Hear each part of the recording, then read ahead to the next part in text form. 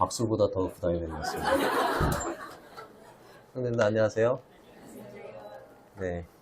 원래는 이 말씀을 4월 달에 전하고 싶었었어요.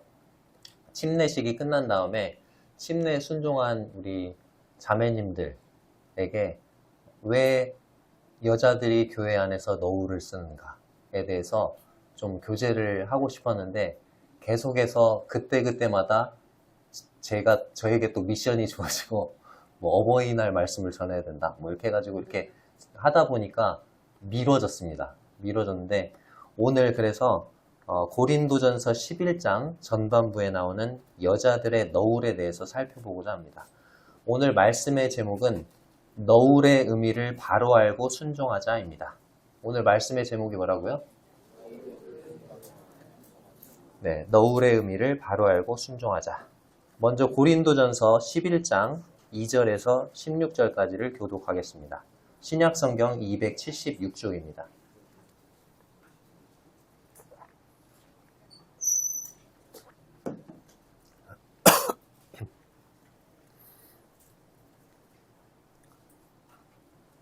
고린도전서 11장 2절에서 16절입니다. 교독하겠습니다. 제가 먼저 읽습니다. 너희가 모든 일에 나를 기억하고 또 내가 너희에게 전하여 준 대로 그 전통을 너희가 지킴으로 너희를 칭찬하노라. 그러나 나는 너희가 알기를 원하노니 각 남자의 머리는 그리스도요 여자의 머리는 남자요 그리스도의 머리는 하나님이시다. 무릇 남자로서 머리에 무엇을 쓰고 기도나 예언을 하는 자는 그 머리를 욕되게 하는 것이요 무릇 여자로서 머리에 쓴 것을 벗고 기도나 예언을 하는 자는 그 머리를 욕되게 하는 것이니 이는 머리를 민 것과 다름이 없습니다. 만일 여자가 머리를 가리지 않거든 깎을 것이요 만일 깎거나 미는 것이 여자에게 부끄러움이 되거든 가릴지니라. 남자는 하나님의 형상과 영광이니 그 머리를 마땅히 가리지 않거니와 여자는 남자의 영광입니다. 남자가 여자에게서 난 것이 아니요 여자가 남자에게서 났으며 또 남자가 여자를 위하여 지음을 받지 아니하고 여자가 남자를 위하여 지음을 받은 것이지. 그러므로 여자는 천사들로 말미암아 권세 아래 있는 표를 그 머리 위에 둘지니라. 그러나 주 안에는 남자 없이 여자만 있지 않고 여자 없이 남자만 있지 아니하니라. 이는 여자가 남자에게서 난 것 같이 남자도 여자로 말미암아 났음이라. 그리고 모든 것은 하나님에게서 났느니라. 너희는 스스로 판단하라. 여자가 머리를 가리지 않고 하나님께 기도하는 것이 맞다. 만일 남자에게 긴 머리가 있으면 자기에게 부끄러움이 되는 것을 본성이 너희에게 가르치지 아니하느냐. 만일 여자가 긴 머리가 있으면 자기에게 영광이 되나니 긴 머리는 가리는 것을 대신하여 주시옵소서. 논쟁하려는 생각을 가진 자가 있을지라도 우리에게나 하나님의 모든 교회는 이런 관례가 없느니라. 네. 16절을 보면 논쟁하려는 생각을 가진 자가 있을지라도 라는 말이 나옵니다. 아마도 성령님께서 이 문제에 대해 논쟁하려는 생각을 가질 자들이 많이 나올 것을 미리 아시고 이렇게 기록해 두신 것 같습니다. 고린도전서 11장에 관한 여러 주석서들을 읽어보면 논쟁하려는 생각을 가진 사람들이 실제로 많다는 것을 확실하게 알 수가 있습니다. 많은 주석가들이 이 부분을 어떻게 썼을까요? 많은 주석가들이 너울을 써야 된다 이렇게 썼을까요? 아니면 안 써야 된다, 안 써도 된다 이렇게 썼을까요? 네, 안 써도 된다, 쓰지 말아야 된다 뭐 이런 식으로 쓴 거죠. 많은 주석가들은 이 부분을 이렇게 쓰고 있습니다. 이것은 사도 바울 당시 그 시대에만 해당되는 그리고 고린도 지역에만 해당되는 문제였다. 그렇기 때문에 이 말씀은 너울을 쓰라는 말씀이 아니다. 그렇게 해석합니다. 지금 이 시대에는 너울을 쓸 필요가 없다는 거죠. 그 사람들이 말하는 논리는 이렇습니다. 당시 고린도 지역에는 여자들이 머리를 가리고 다니는 풍습이 있었다. 머리를 가리지 않고 돌아다니는 여자들은 창녀였다. 그렇기 때문에 사도 바울이 그리스도인 자매들이 창녀로 오해받지 않도록 여자들에게 너울을 쓰라는 명령을 할 수밖에 없었다. 이런 식으로 여자들의 너울 문제를 시대적인 그리고 문화적인 문제로 한정하면서 오늘날에는 너울을 쓰지 않아도 된다. 이렇게 말합니다. 자, 그런데 여자들이 머리를 가리지 않으면 창녀로 오해받는 그리스의 문화적인 상황 때문에 사도 바울이 너울을 쓰라고 말했을까요? 그랬다면 사도 바울은 고린도전서 11장에서 너희가 세상 사람들로부터 오해를 받지 않도록 너울을 쓰라. 그렇게 말을 했을 것입니다. 본문에 나오는 것처럼 하나님이 세우신 질서에 대해서 이야기할 필요가 없었을 것입니다. 그리고 바울이 당시 문화 때문에 그렇게 말한 거라면 사도 바울은 편파적인 사람이 되는 것입니다. 그리고 성령님께서도 되게 편파적인 명령을 내리신 것이 됩니다. 고린도가 그리스 땅에 있는 도시죠. 만약에 바울이 그리스의 문화를 고려했다면 유대인들의 문화도 고려했어야 합니다. 고린도 교회 성도 중에는 그리스인, 즉 이방인 성도들 뿐만 아니라 누구도 많이 있었어요? 유대인들도 많이 있었다는 것입니다. 근데 유대인들의 문화는 어떻습니까? 유대인 남자는 성경을 읽거나 기도를 할 때 머리에 탈릿이라는 수건을 썼어요. 자, 그러니까 유대인들은 기도할 때 남자가 써요, 여자가 써요? 네, 남자가 탈릿이라는 수건을 씁니다. 근데 유대인 여자는요? 성경을 읽거나 기도를 할 때 머리에 쓰지 않았습니다. 따라서 너울에 대한 이 고린도전서 11장의 가르침은 유대인들의 문화와는 정 어떻게 되는 거죠? 반대가 되는 것입니다. 그렇다면 사도 바울은 유대인의 문화는 전혀 고려하지 않은 채 그리스의 문화만을 고려한 것이 됩니다. 자, 그러나 본문 16절을 보면 여자들이 너울을 쓰는 문제가 사도 바울 당시에만 그리고 고린도 지역에만 국한된 문제가 아니라고 분명히 말씀합니다. 16절에 뭐라고 나와 있습니까? 우리에게나 하나님의 모든 교회에는 이렇게 나와 있죠. 여자들이 너울을 쓰는 것은 모든 시대, 하나님의 모든 교회에 해당되는 문제라는 것입니다. 자, 그러면 왜 여러 주석가들이 이거는 사도 바울 당시 고린도 지역에만 국한된 문제야. 그러니까 지금은 너울을 쓸 필요가 없어. 왜 주석가들이 그렇게 말을 할까요? 그 주석을 쓰는 그 본인들이 이 가르침을 순종하고 있지 않기 때문입니다. 이것은 말씀을 자신들의 상황에 맞추는 거죠. 근데 우리가 말씀을 읽을 때 어떻게 해야지 옳죠? 말씀을 나한테 맞추는 게 맞아요? 아니면 나를 말씀에 맞추는 게 맞아요? 네. 나를 말씀에 비춰서 잘못됐으면 말씀에 맞추는 것이 맞는 것이죠. 내가 기준이 아니라 말씀이 기준이 되어야 되는 것입니다. 심지어 모임 안에서조차도 이런 이야기들을 듣습니다. 복음 집회 때 구도자들이 와서 자매님들이 너울을 쓰고 있는 것을 보면 이상하게 생각해요. 구도자들이 와가지고 여기 성당이야? 뭐 이렇게 착각하는 사람들도 있어요. 구도자들이 너울에 대한 부담이 없이 복음을 잘 들을 수 있도록 복음 집회 때라도 너울을 벗으면 어떻겠습니까? 이렇게 말씀하시는 분들도 있고 거기서 더 나아가서 복음을 위해서 복음이 방해가 받으니까 아예 너울을 벗자 이렇게까지 말씀하시는 분들도 있습니다. 그것은 너울을 쓰는 의미가 무엇인지 제대로 알지 못하기 때문에 하는 말입니다. 자, 2절에서 사도 바울은 고린도 교회가 사도 바울이 전해준 전통을 잘 지키고 있는 것을 칭찬합니다. 자, 2절 같이 한번 읽어볼까요? 시작. 너희가 모든 일에 나를 기억하고 또 내가 너희에게 전하여 준 대로 그 전통을 너희가 지킴으로 너희를 칭찬하노라. 자, 여기에서 나오는 이 전통은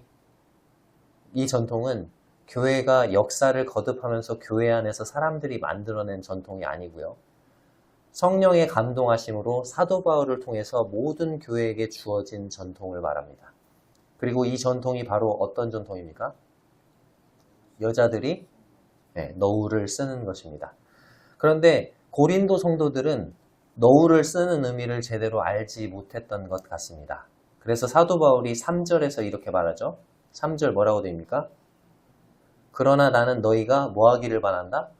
알기를 원하노니 이렇게 말하고 있습니다.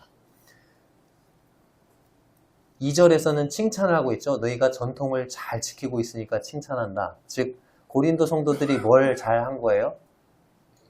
교회에서 자매님들이 뭘 잘한 거예요? 네, 너울을 잘 쓴 거예요. 잘 쓰고는 있는데 3절에 보니까 근데 나는 너희가 알기를 원해 이렇게 말하는 거 보니까 너울을 잘 쓰긴 했는데 고린도 성도들이 뭘 몰랐어요? 너울을 왜 쓰는지, 너울을 쓰는 의미가 뭔지를 제대로 알지 못했던 것입니다. 우리도 그럴 수 있죠. 그렇죠? 자매님들이 교회에 올 때 너울을 습관적으로 챙겨올 수 있습니다.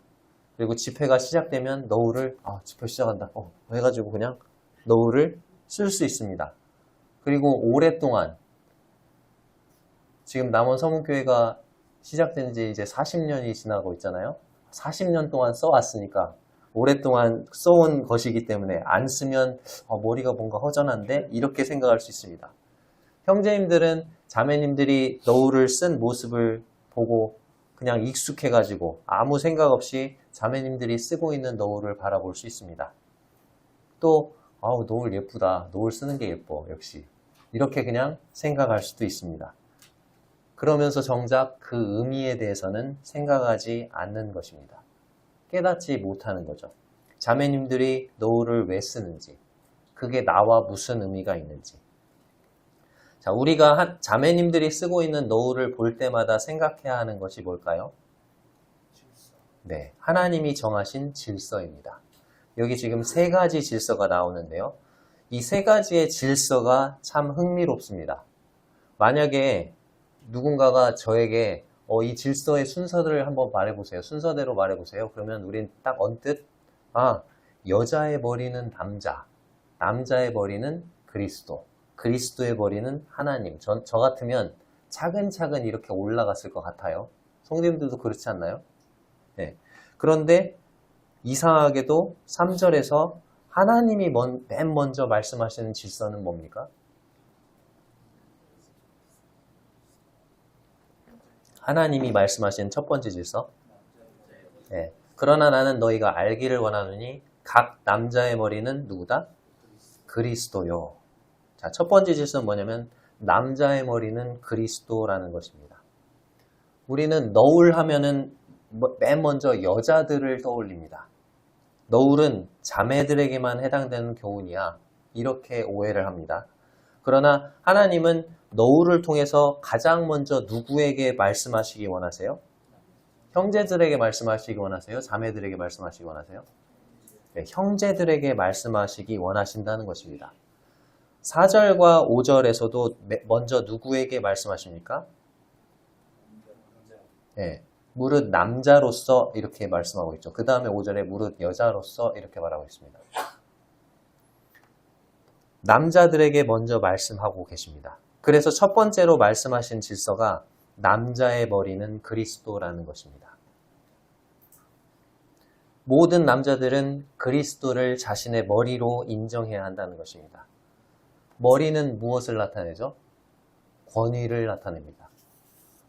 다시 말해서 하나님께서 남자를 그리스도의 권위 아래 두셨기 때문에 남자는 그리스도의 권위에 순종할 책임이 있는 것입니다. 남자들이 자매님들이 쓰고 있는 너울을 보면서 기억해야 할 질서가 있다는 것입니다. 그것은 바로 나의 머리가 누구다? 그리스도시다. 나는 그리스도의 권위에 순종할 책임이 있다는 것입니다.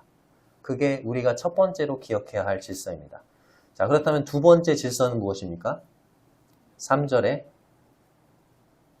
각 남자의 머리는 그리스도요. 그 다음에 뭐가 나옵니까? 여자의 머리는 남자요. 여자의 머리는 남자라는 것입니다. 모든 여자들은 남편을 자신의 머리로 인정해야 된다는 것입니다. 하나님이 여자들을 남편의 권위 아래 두셨기 때문에 여자들은 남편의 권위에 순종할 책임이 있습니다. 따라서 자매님들이 너울을 쓰실 때마다 기억해야 할 것이 있습니다. 그게 뭡니까? 나의 머리는 누구다? 남편이다. 나는 남편의 권위에 순종할 책임이 있다는 것입니다. 자, 그리고 맨 마지막으로 나오는 세 번째 질서가 무엇입니까? 네, 그리스도의 머리는 하나님이라는 거죠. 놀랍지 않나요? 삼위일체의 하나님, 그분의 세 위격 안에도 질서가 있다는 것입니다. 하나님은 어지러움의 하나님이 아니십니다. 질서의 하나님이십니다. 물론 성부와 성자와 성령 세 위격이 어때요? 동등하시죠. 동등한 분이십니다. 그러나 성부 하나님은 권위의 위치에 계시고 성자 하나님은 순종의 위치에 계신다는 것입니다. 그래서 성자 하나님인 예수 그리스도께서 성부 하나님의 권위에 순종하시는 것입니다. 자, 그런데 두 번째 질서까지만 남자의 머리는 그리스도고 여자의 머리는 남자다. 여기까지만 말씀하셔도 될 텐데 왜 굳이 이 세 번째 질서, 그리스도의 머리가 하나님이시라는 질서에 대해 말씀하실까요? 남자와 여자 사이에 하나님이 세우신 그 질서가 우월함이나 열등함의 문제가 아니라는 것입니다. 그리스도와 하나님 사이의 질서가 우월함이나 열등함의 문제가 아니듯이 여자가 남자보다 더 잘나서 남자를 여자의 머리로 세우신 것이 아니라는 것입니다. 남자와 여자는 신분상 어때요? 동등합니다. 11절과 12절에서 이것을 말하고 있죠. 11절, 12절 같이 읽어볼까요? 시작. 그러나 주 안에는 남자 없이 여자만 있지 않고 여자 없이 남자만 있지 아니하니라. 이는 여자가 남자에게서 난 것 같이 남자도 여자로 말미암아 났음이라. 그리고 모든 것은 하나님에게서 났느니라. 네. 주 안에는 남자만 있지 않다. 그렇다고 여자만 있지도 않다. 남자는 여자 없이 완전해질 수 없습니다.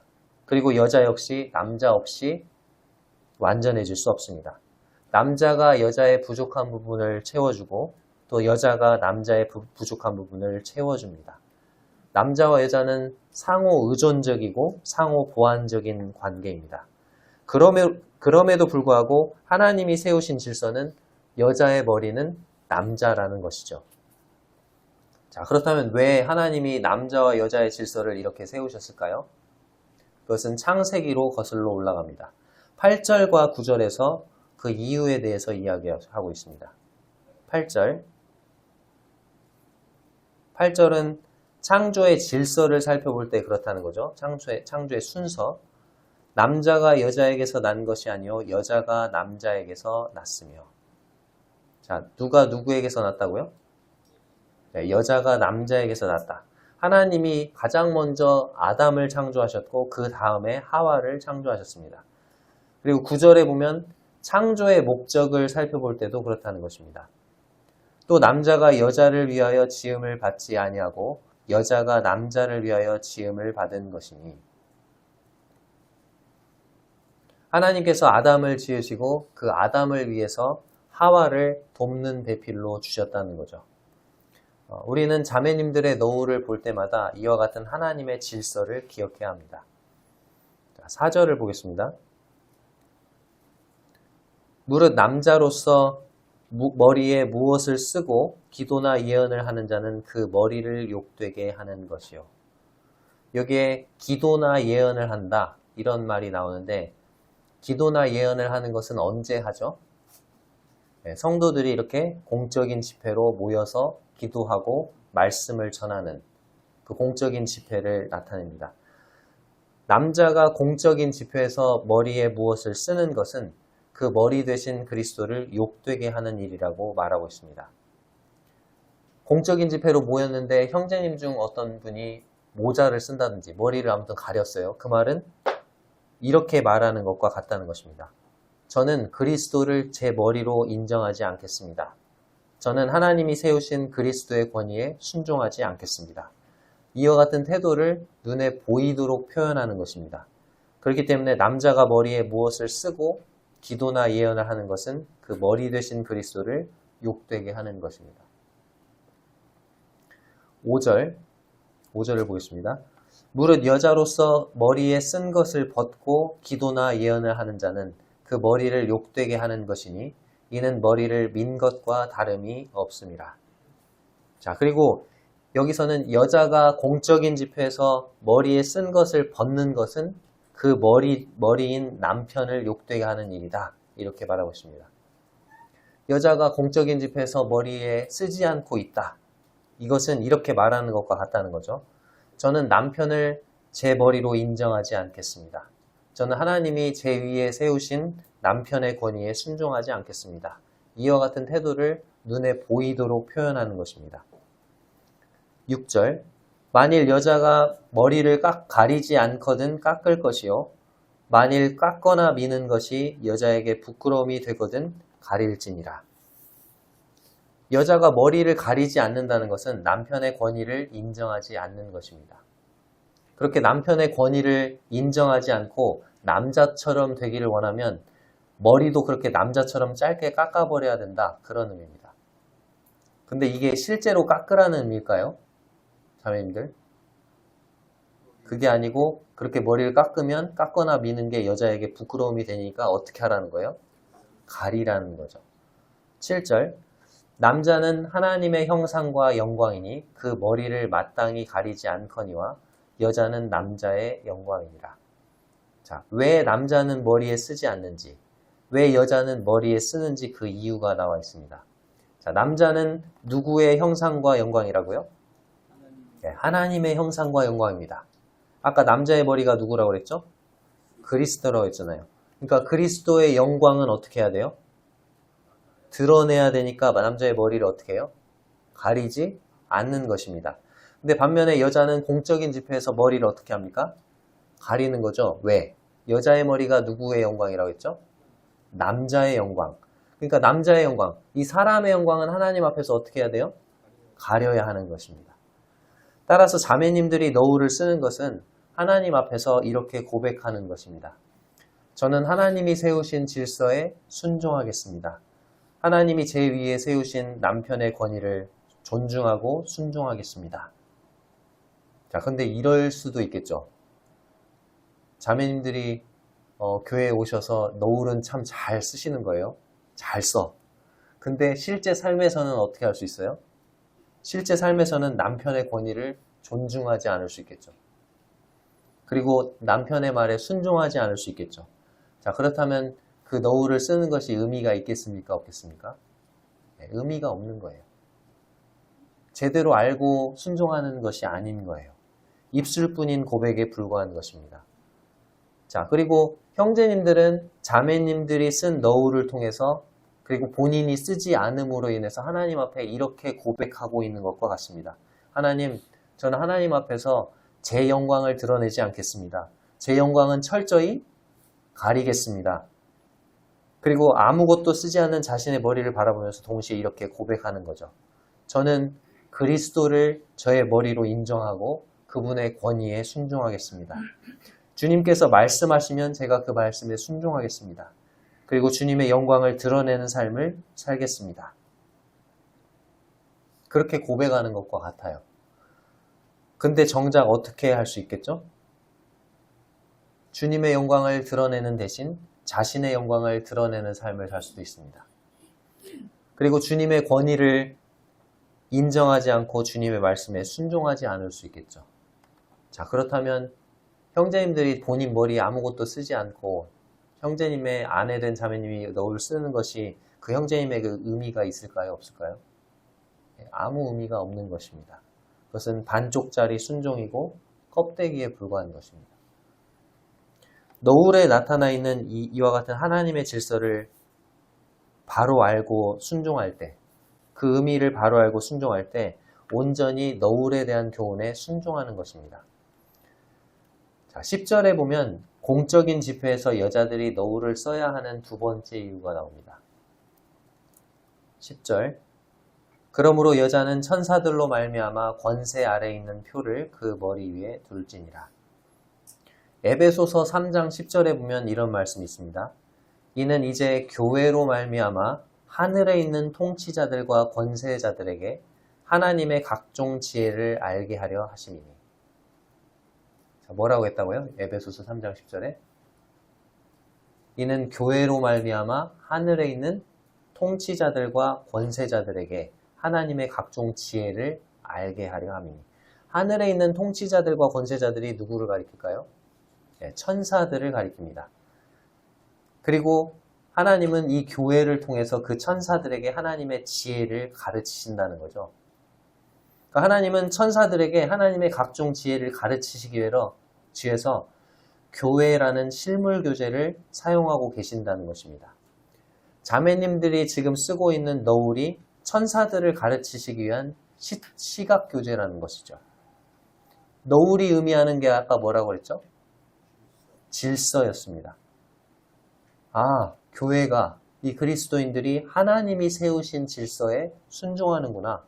남자와 여자가 하나님이 정해주신 자기들의 위치를 지키는구나. 그러면서 그 모습을 보면서 천사들이 어떻게 생각하는 거예요? 저들이 저렇게 자기들의 위치를 지키고 하나님의 질서를 지키는 모습을 보면서 우리도 하나님이 정해주신 위치에서 하나님을 섬기는 게 마땅하구나. 천사들이 자매님들이 쓰고 있는 그 너울을 보면서 하나님이 세우신 질서에 순종하는 모습을 배우는 것입니다. 자, 이제 13절에서 15절까지 여자들이 너울을 써야 하는 세 번째 이유가 나옵니다. 13절에서 15절 같이 한번 읽어볼게요. 시작. 너희는 스스로 판단하라. 여자가 머리를 가리지 않고 하나님께 기도하는 것이 마땅하냐? 만일 남자에게 긴 머리가 있으면 자기에게 부끄러움이 되는 것을 본성이 너희에게 가르치지 아니하느냐? 만일 여자가 긴 머리가 있으면 자기에게 영광이 되나니 긴 머리는 가리는 것을 대신하여 주셨기 때문이니라. 자, 여기 지금 세 번째 이유가 나오는데 본성적으로 여자들은 머리를 길러서 머리를 어떻게 하려고 하는 거예요? 이 머리카락을 길게 해서 이 머리를 어떻게 하려고 한다? 가리려고 한다는 거죠. 남자는요. 본성적으로 머리를 어떻게 자르기를 원하죠? 여자들보다 짧게 잘라서 이 머리카락을 짧게 잘라서 머리를 자꾸 어떻게 하려고 해요? 드러내려고 합니다. 그래서 남자가 머리를 길게 길러가지고 이렇게 하고 하면 어때요? 네? 보기 좋으십니까? 빨리 가서 깎으라고 하고 싶죠, 그죠? 반대로 여자들이 막 저같이 약간 어떤 스포츠 머리로 막 나타나면 보기 좋으십니까?